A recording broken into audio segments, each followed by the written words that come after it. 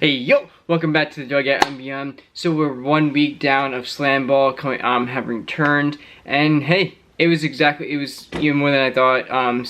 Such great competition out there. We do have, of course, teams that are undefeated and teams that are now. Well, we do have teams that are undefeated, and that is one team, the Mob. They're literally just so good right now. Their points. In their last game, they were saying that they're averaging about 69 points a game, with other teams averaging probably about 40 around there.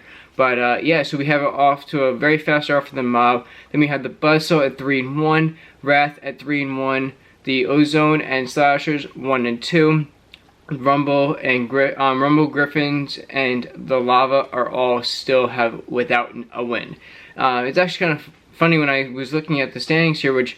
Of course, the website was a little slow to pick up. There was you couldn't find the scores or anything. About half the website was still unfunctionable, and there was just nothing on them. But in the last couple of days, they have definitely been putting their work towards putting this website together.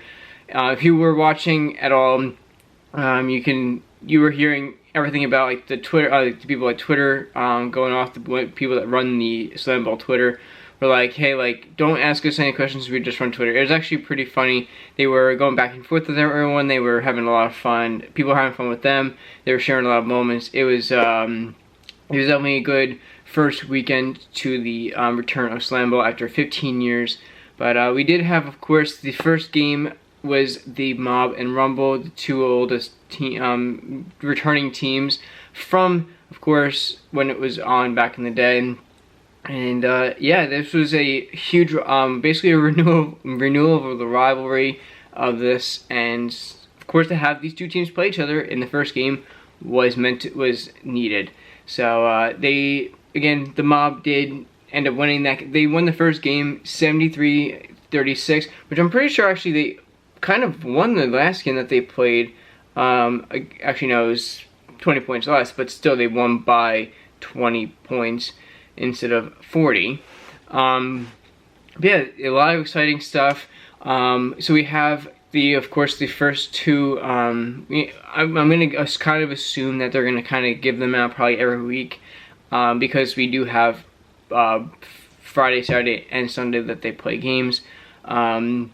Which if you look at my last long video for this, I do have the schedule up, but the schedule for this week is going to be, so it's going to be the 27th.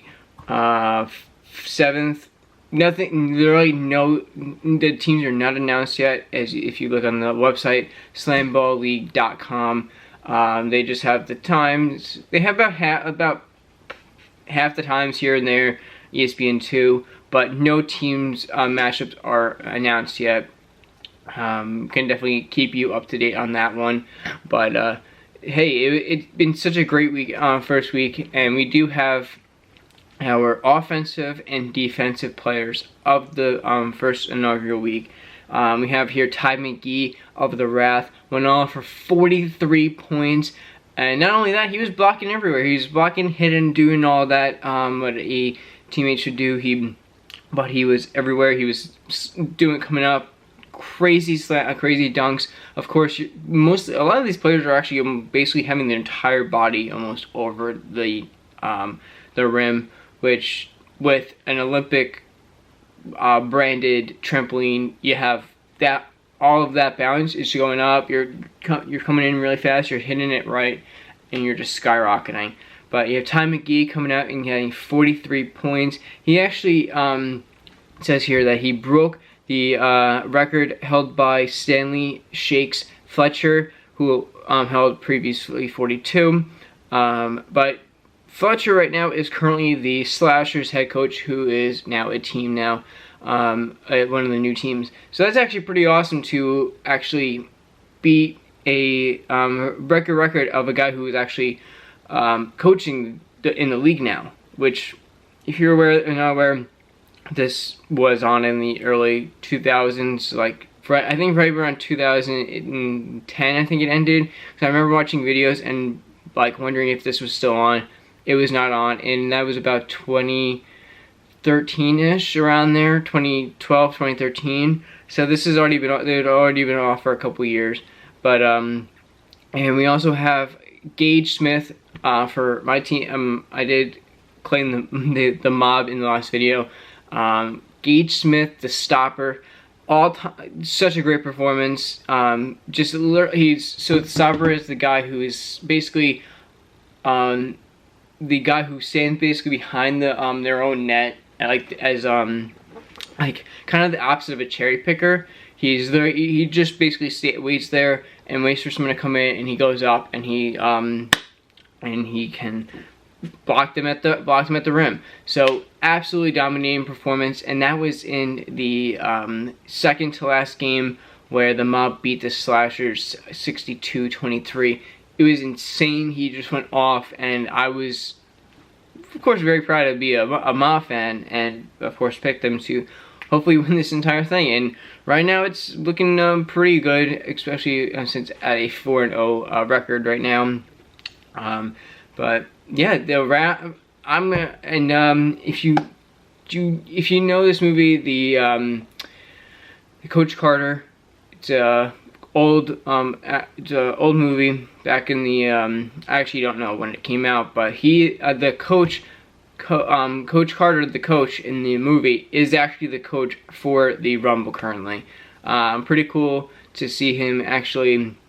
I'm actually pretty sure he coached them back in the coached in Slamball back in the day too, which is kind of crazy. It's kind of big full circle again for him. But yeah, this has been a great first weekend of it. Can't wait for the second weekend just to see, because there are some teams that haven't played each other. I'm pretty sure the Griffins and the Mob haven't played each other at all, and here and there, because of course there's two series to row out, except for on Sundays. I think there's only one series, but technically two series on Friday and Saturday from what I can see from the schedule. And let's see, 27th. So yeah, again, there's it's probably going to be two series Friday, two series Saturday, and then one series on Sunday. That's what it was this past weekend. But of course, some teams haven't played each other, especially since some teams have 4 games and some have only 2. The math kind of just adds up right there that some haven't played in other games. So I think for one, especially since I'm so focused on the Mob, I don't think they played the Griffins from what I can tell.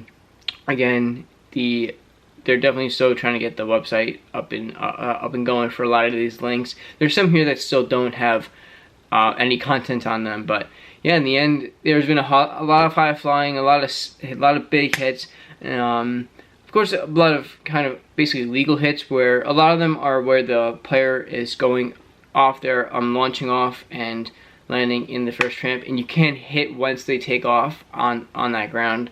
So those are technically fouls and everything, but they're not real, like, oh hey, oh wow, look at that hit, it was such a good hit. Like more of it's like, oh hey, look, it's a foul type of play. But in the end, I think it was a successful weekend for it. You have Nate Robinson, who's loving the Mob, and I'm loving him for loving the Mob, because they have I think there's a 5'6" guy in there, and he posterized some guy in the first game of on the Rumble, and he was flying, because if you're not aware, Nate Robinson is about 5'6" around there, and I'm pretty sure, I think he won the dunk contest back in his NBA heydays. So yeah, big weekend, and I'm absolutely looking forward to the second weekend. Comment if you have had your team win, and if you are on the same with me with the Mob. But hey, comment if you think who you think will actually end up winning this entire 6 weeks of this inaugural season, second inaugural season of Slamball. So comment that below, and I'll see you in the next one. Peace!